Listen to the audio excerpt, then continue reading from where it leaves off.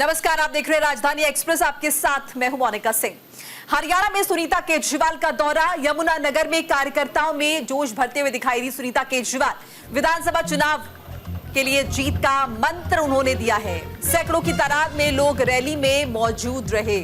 तो देखिए, सुनीता केजरीवाल पूरे एक्शन मोड में नजर आ रही है। विधानसभा चुनाव होने हरियाणा में और इसे लेकर वो निकली हुई है, दौरे कर रही हैं, प्रमोशन कर रही हैं, प्रचार कर रही हैं। और देखिए, रैली उन्होंने की, हरियाणा पहुंची सुनीता केजरीवाल। दौरा करने के लिए यमुनानगर में कार्यकर्ताओं से मुलाकात की, मुखातिब हुई, उनमें जोश भरते हुए दिखाई दी सुनीता केजरीवाल।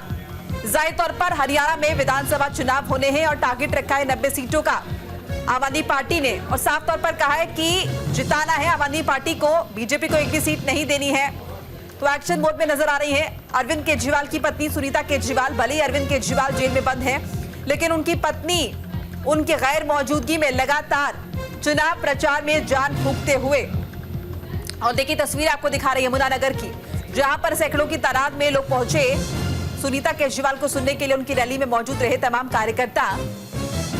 लोकसभा चुनाव हो चुके हैं और उसके बाद अब बारी है हरियाणा के। हरियाणा विधानसभा चुनाव होने हैं, जहां पर आम आदमी पार्टी एक्टिव मोड में नजर आ रही है।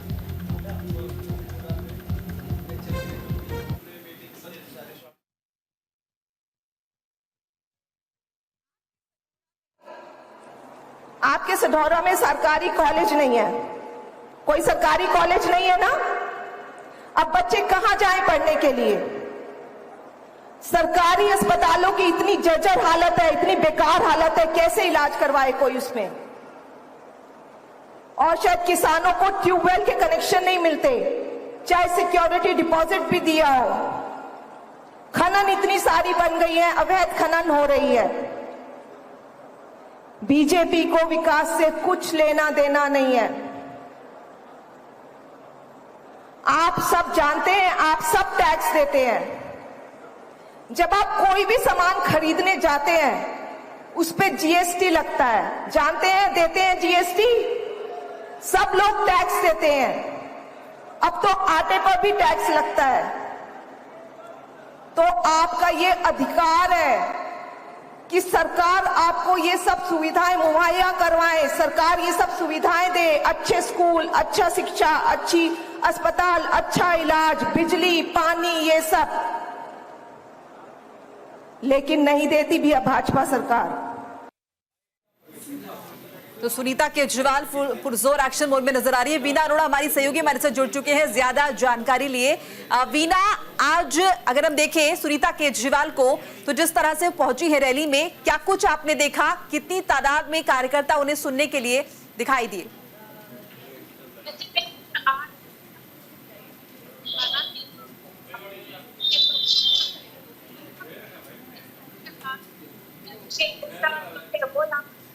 और जो इसके अलावा अगर बात करें तो झंडा जिनके साथ मौजूद थे, इसके अलावा पार्टी के कई कार्यकर्ता उनके साथ मौजूद थे। अगर हम बात करें तो सुनीता केजरीवाल की सबसे बड़ी रैली है, क्योंकि अभी 90 विधानसभा सीटों की अगर हम बात करते हैं तो 90 विधानसभाओं को लेकर सुनीता केजरीवाल लगातार जो है इन सीटों पर अपने जितने बड़े कार्यकर्ता दम जुटाने में जुटे हुए हैं। क्योंकि सुनीता केजरीवाल का कहना है कि अरविंद केजरीवाल को धोखे के अंदर किया गया है, क्योंकि वो जो प्रधानमंत्री नरेंद्र मोदी है वो कहीं ना कहीं केजरीवाल से डरते हैं। क्योंकि हरियाणा में ना तो स्वास्थ्य व्यवस्था अच्छी है, ना ही शिक्षा व्यवस्था अच्छी है। लेकिन जिस तरह से सुनीता केजरीवाल अरविंद केजरीवाल की अनुपस्थिति में जिस तरह से हरियाणा की रणनीति को आगे बढ़ाने में चल रही है, ऐसे में कहीं ना कहीं हो सकता है कि आने वाले जो 90 विधानसभा सीटों पर कहीं ना कहीं उनकी जीत भी करीब साबित हो। एक बात और मैं बताना चाहूंगी कि सुनीता केजरीवाल ने आप जिन्हें शुरुआत अपनी की है राजनीति की कांग्रेस और भाजपा के गढ़ से, कुछ वो पहले रोहतक में पहुंची थी, जो भूपेंद्र सिंह हुड्डा का गढ़ है और भाजपा का गढ़ है। दूसरा वो अम्बाला की तरफ पहुंची, क्योंकि अम्बाला के मुख्यमंत्री नायब सानी रहने वाले हैं, और जो अनिल विज है उनका विजयगढ़ है। कहीं ना कहीं ये सुनीता केजरीवाल की जो नजर है इन आम पार्टी की नजर उन 2 सीटों पर है, जो कि भाजपा का गढ़ है। क्योंकि मनोहर लाल खट्टर की अगर बात करें तो वो भी करनाल से है। कहीं ना कहीं आम आदमी पार्टी की सुनीता केजरीवाल वो अपनी इन सीटों पर अपनी नजर बनाए हुए, क्योंकि सारे के सारे भाजपा के गढ़ हैं।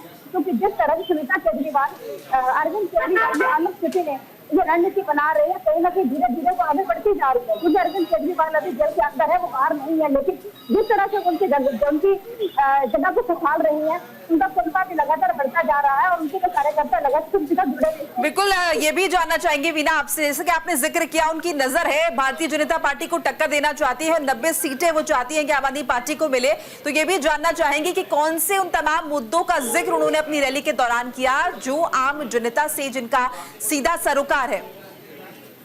जी बिल्कुल, मैं बताना चाहूंगी कि सुनीता केजरीवाल का कहना है कि अगर बात करें तो बिजली की जो व्यवस्था है वो हरियाणा प्रदेश में नहीं है, क्योंकि अगर हम स्वास्थ्य की बात करें तो स्वास्थ्य जो व्यवस्था है वो भी यहाँ पर ठीक नहीं है। अगर शिक्षा व्यवस्था की बात करें तो वो भी यहाँ पर ठीक नहीं है, क्योंकि वो चाहते हैं वो पंजाब और दिल्ली की तर्ज पर हरियाणा में कोई व्यवस्था ला के रखे, क्योंकि जगह जगह पर मोहल्ला क्लिनिक भी खोला जाए, 600 यूनिट बिजली भी दी जाए और लोगों को घर घर में राशन भी पहुंचाया जाए। इसके अलावा कई ऐसे मुद्दे हैं जिनको लेकर सुनीता केजरीवाल लोगों और जनता के बीच जा रही है, जनता का जो प्यार मिला उनको मिल रहा है। क्योंकि कटघोरा में यहाँ पर पहुंची हुई है, आप देख सकते हैं तस्वीरें हम स्क्रीन पर आपको दिखा रहे हैं, हमारे दर्शक जो है वो देख भी रहे हैं किस तरह से जो रैली है वो बिल्कुल भरी हुई है। इससे जाहिर हो रहा है कि लोग कहीं ना कहीं आम आदमी पार्टी को पसंद भी कर रहे हैं और रैली में जिस तरह से भरा हुआ कार्यक्रम है ऐसे में साफ जाहिर हो रहा है कि सीटों पर कहीं ना कहीं जब नेता केजरीवाल है अपनी जरूर जीत है तो जरूर हासिल करेंगे। तो जिस तरह से मुद्दे हैं वो जनता को लेकर आम मुद्दे हैं जिनको लेकर जनता बहुत ही परेशान होती है। अगर वो जनता के जो मुद्दे आम आदमी पार्टी द्वारा पूरे किए जाते हैं, हो सकता है कि ये सिर्फ मुद्दे हो या जितने भी कह सकते हैं इनके, क्योंकि अभी विधानसभा चुनावों में 2.5 महीने शेष रह गए हैं। अभी देखते हैं कि ये पार्टियां, अगर हम आम आदमी पार्टी की बात करें, अन्य पार्टी की बात करें, कहाँ पर अपना दम दिखा पाते हैं। बिल्कुल, आम आदमी पार्टी का वर्चस्व उतना नहीं है जितना अगर हम बात करें भारतीय जनता पार्टी और कांग्रेस की, तो ऐसे में कितनी बड़ी चुनौती हो जाती है आम आदमी पार्टी के लिए हरियाणा में। वीना जी बिल्कुल, क्योंकि ये चुनौती बहुत बड़ी है, क्योंकि अगर हम बात करें इस वक्त कांग्रेस जो है कहीं ना कहीं बहुत अच्छे जो किनारे पर है, क्योंकि कांग्रेस की जो हवा है हरियाणा प्रदेश में बहुत अच्छी है। और अगर हम भाजपा की बात करें कहीं ना कहीं भाजपा की जो हवा है वो खराब चल रही है। लेकिन अगर हम टक्कर की बात करें तो भाजपा और कांग्रेस में एक मजबूती की टक्कर है। उधर से बसपा और इनेलो का गठबंधन भी हो चुका है, लेकिन आम आदमी पार्टी इस वक्त अकेले खड़ी है और अरविंद केजरीवाल का भी कहना था कि वो 90 की 90 विधानसभाओं पर अकेले ही चुनाव लड़ेंगे। लेकिन उनके जेल में जाने के बाद उनकी जो पत्नी है उनकी सीट को संभाल कर रणनीति को आगे बढ़ा रही है और कहीं ना कहीं वो अरविंद केजरीवाल को दिखा रहे हैं कि वो कमजोर रही है, हर तरीके से उनकी पत्नी उनका साथ देकर उनकी पार्टी को आगे बढ़ाने में लगी हुई है। लेकिन सुनीता केजरीवाल के लिए बहुत बड़ी चुनौती है भाजपा और कांग्रेस के सामने खड़े होना या स्टैंड कर पाना, क्योंकि उनके लिए टक्कर करना बड़ी मुश्किल की बात है। लेकिन कौन सब चुनौती से जुड़ती हुई आगे जरूर बढ़ रही है, लेकिन 2.5 महीने चुनावों का समय रह गया है। ऐसे में किस तरह वो इन चुनौतियों का सामना कर पाती है, किस तरह से वो सामने खड़ी जा पाती है, ये 2 महीने बाद ही पता चल पाएगा। निश्चित तौर पर शुक्रिया वीना अरोड़ा तमाम बातचीत और जानकारी के लिए आपका। चलिए आगे बढ़ लेते हैं। पंजाब सीएम ने नीति आयोग की बैठक का बहिष्कार किया। हिमाचल सीएम सुक्खू ने भी बैठक का बहिष्कार किया है। ऑल इंडिया ब्लॉक ने बैठक का बहिष्कार किया। प्रधानमंत्री मोदी की अध्यक्षता में नीति आयोग की बैठक थी। देखिए, प्रधानमंत्री नरेंद्र मोदी ने नीति आयोग गवर्निंग काउंसिल की 9वीं बैठक की अध्यक्षता की।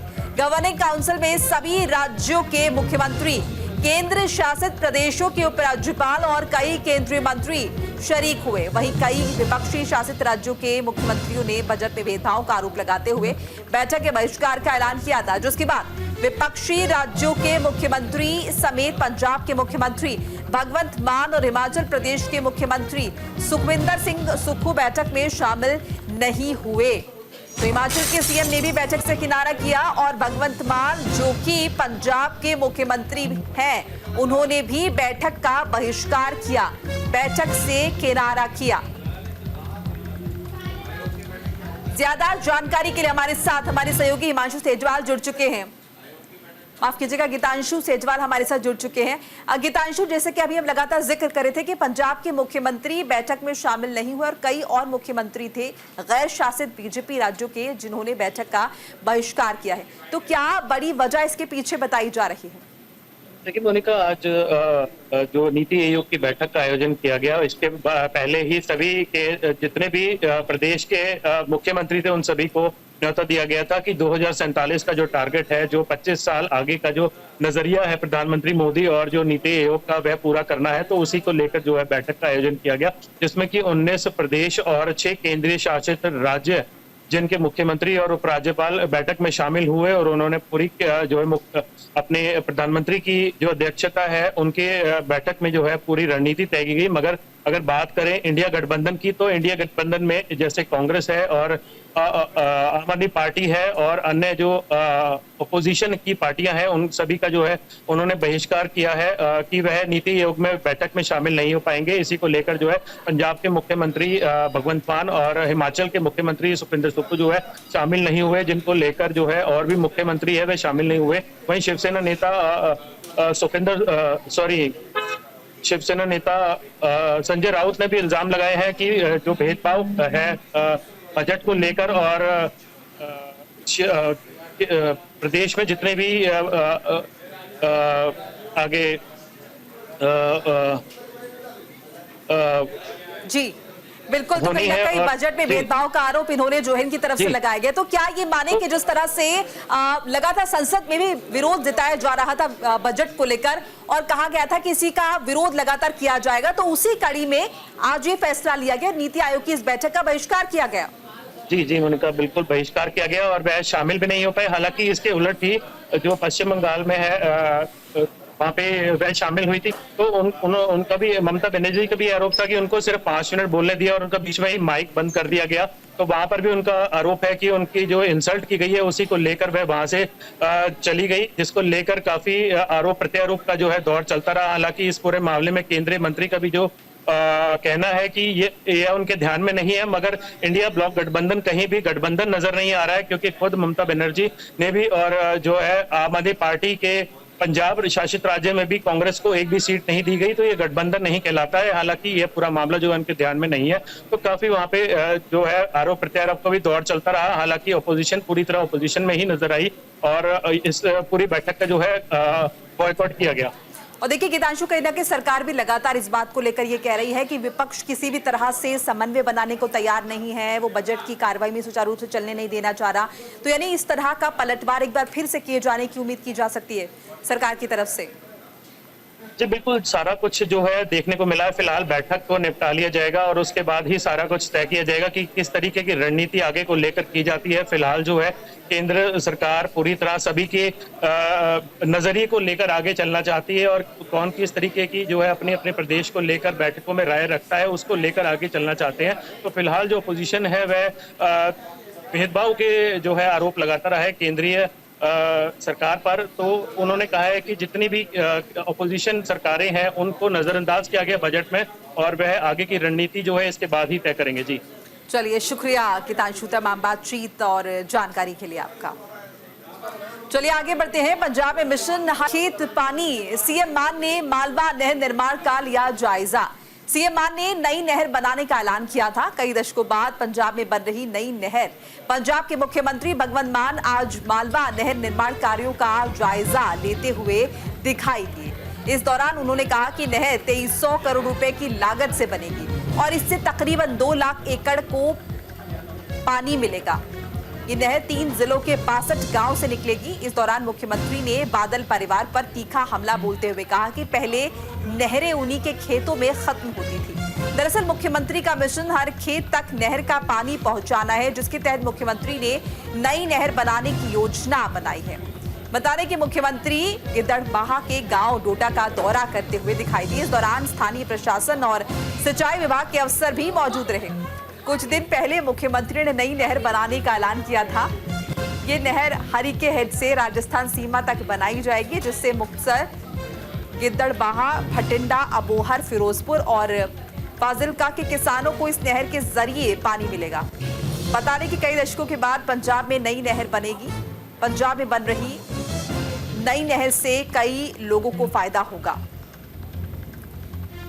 खुद जो पंजाब के मुख्यमंत्री हैं वो निर्माण कार्य का जायजा लेने के लिए पहुंचे। 2300 करोड़ रुपए की लागत से इस नहर का निर्माण जो है वो किया जा रहा है और 2 लाख एकड़ खेतों को पानी मिलेगा। ये भी बड़ी जानकारी इसके तहत हासिल हो रही है। साथ ही साथ आपको बताया कि पंजाब के मुख्यमंत्री का ये भी कहना है कि जो पहले की सरकारें हैं उन्होंने कभी इस दिशा में नहीं सोचा है, लेकिन अब जो सरकार बनी है वो लगातार लोगों के हित में सोच रही है। इसलिए पंजाब में मालवा नहर बनाई जा रही है। 2300 करोड़ रुपए की लागत से बन रही है नहर और कई दशकों बाद पंजाब में नई नहर बनाई जा रही है। हरिका हेड से राजस्थान सीमा तक नहर का निर्माण किया जा रहा है। किसानों के 2 लाख एकड़ खेतों को इससे पानी मिलेगा। मुक्तसर, गिद्दड़बाहा, भटिंडा, अबोहर, फिरोजपुर और फाजिलका के किसानों को इस नहर के जरिए पानी मिलेगा, लाभ मिलेगा।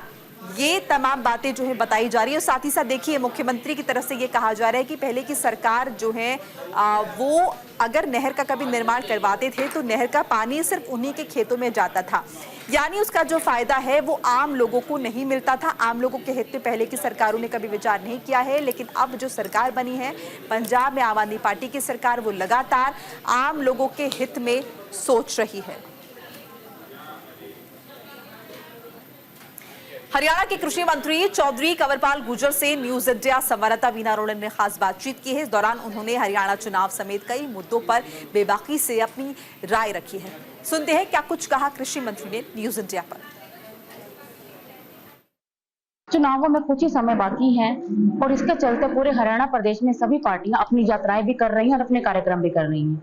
ऐसे में हमारे साथ कैबिनेट मंत्री चौधरी कंवरपाल गुर्जर मौजूद हैं। उनसे बातचीत करते हैं कि भाजपा की ओर से किस तरह की तैयारियां जो है 90 विधानसभाओं के लिए चल रही हैं। सर नमस्कार, आपका स्वागत है न्यूज इंडिया चैनल पर। देखिए, हमारी तैयारियां एकदम पुख्ता हैं और अभी हमारे केंद्रीय गृह मंत्री अमित शाह जी आए थे और उसके बाद हमने वो सारी प्रोग्राम हमने शुरू कर दिए। हमने जिला की बैठकें, मंडलों की बैठकें, शक्ति केंद्रों की बैठकें और हमारी बूथ की बैठकें चल रही है।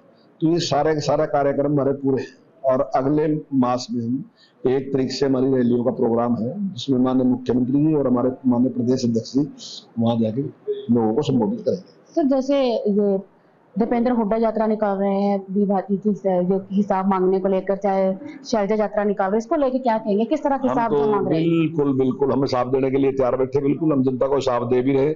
लेकिन अगर दीपेंद्र जी को हिसाब लेना तो हम दीपेंद्र जी को भी हिसाब देंगे। बिल्कुल वो विपक्ष है, इसलिए हमारी जिम्मेदारी है उसको हिसाब देना। लेकिन वो हिसाब लेने आए तो ना, अभी यहाँ आए थे, उन्होंने प्रेस कॉन्फ्रेंस की और आपके एक साथी ने उनसे पूछा कि कृषि मंत्री जी बार बार कह रहे कोई 5 काम बताओ, तो 5 काम बता ही नहीं सके। 10 साल में 5 काम एक जिले में नहीं बता सके वो, यानी कि एक थर्मल प्लांट के अलावा दूसरी बात नहीं कह सके वो कि थर्मल प्लांट लगाया। हम अभी आपको बता रहे, देखो यहाँ से पंचकुला सड़क बननी थी, उन्होंने कितनी बार गया, 650 करोड़ रुपए की बनाई थी। हम कैल से लेके तंजेवाड़े तक बनाने लग रहे, 1200 करोड़ रुपए की सड़क है, हम बनाने लग रहे। हम मेडिकल कॉलेज बनाने लग रहे जो कि 1000 करोड़ से ज्यादा का है। हमने हॉस्पिटल बनाया जो 200 करोड़ के का 100 करोड़ का है। और हमने जितने भी यहाँ हॉस्पिटल 6 बेड के थे, वो 6 हॉस्पिटल थे 6 बेड के, हमने 6 के 6 हॉस्पिटल 30 बेड के कर दिए। हमने अभी तक यहाँ 1 सरकारी कॉलेज था, अब यहाँ हर ब्लॉक में सरकारी कॉलेज है। इस टाइम लगभग 5 या 6 सरकारी कॉलेज आगे खुल गए।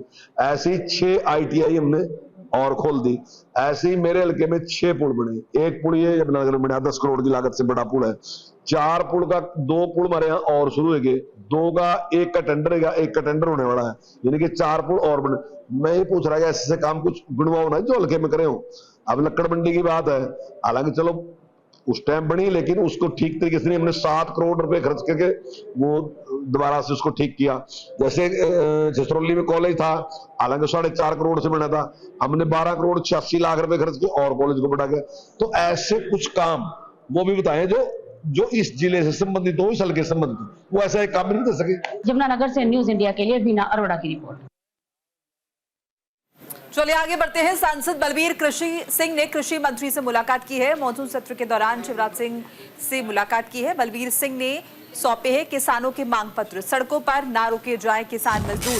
पंजाब से राज्यसभा सांसद बलबीर सिंह सीचेवाल ने केंद्रीय कृषि मंत्री शिवराज सिंह चौहान से मुलाकात की है। इस दौरान उन्होंने पंजाब के अलग अलग किसान संगठनों के दिए गए मांग पत्रों को कृषि मंत्री को सौंप दिया है। बता दें कि बलबीर सिंह सीचेवाल ने संसद में चल रहे मॉनसून सत्र के दौरान केंद्रीय कृषि मंत्री से मुलाकात की। इस मुलाकात के दौरान संत सीचेवाल ने किसानों की मांगे मानने की अपील की है। संत सीचेवाल ने कहा कि किसान और मजदूर संगठन अपनी मांग को लेकर संघर्ष कर रहे हैं। किसान संगठनों के दिए गए मांग पत्र में उनकी मांग जायज है, ये पंजाब और देश के हित में है। ये जो तमाम मांगे रखी जा रही हैं, ये देश हित में है।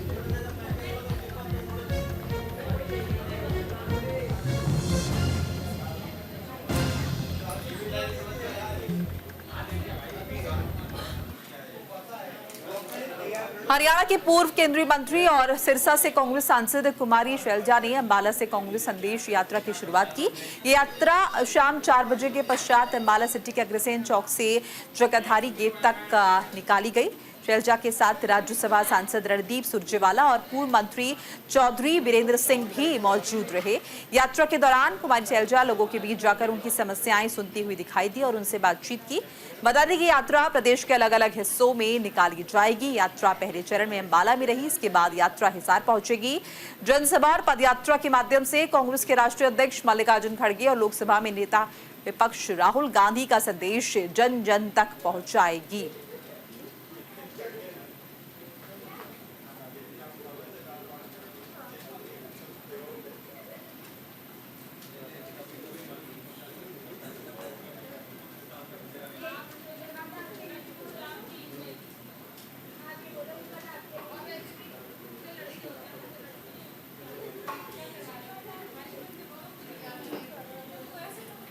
रेवाड़ी पहुंचे पूर्व मुख्यमंत्री भूपेंद्र सिंह हुड्डा। भूपेंद्र हुड्डा ने धन्यवाद जनसभा को किया संबोधित। क्रीमिलेयर की सीमा 10 लाख करने का वादा किया। कांग्रेस प्रदेश अध्यक्ष उदय भान इस दौरान मौजूद रहे। हरियाणा के पूर्व मुख्यमंत्री भूपेंद्र सिंह हुड्डा ने हरियाणा के रेवाड़ी में धन्यवाद जनसभा को संबोधित किया। इस दौरान उन्होंने बीजेपी पर जमकर निशाना साधा, कहा कि ये सरकार ठेकेदारी कर रही है। उन्होंने ठेके लेकर हमारे युवाओं को इजराइल के साथ युद्ध में धकेल दिया। आगे उन्होंने कहा कि 10 सालों में लोगों ने कोई काम नहीं किया है। इस दौरान उन्होंने अग्निवीर योजना पर सवाल उठाए और कहा कि अगर हमारी सरकार बनती है तो क्रीमिलेयर की सीमा 8 लाख से बढ़ाकर 10 लाख कर दी जाएगी। वहीं प्रदेश अध्यक्ष उदय भान ने कहा कि हरियाणा में हमारी सरकार पूर्ण बहुमत से बनेगी।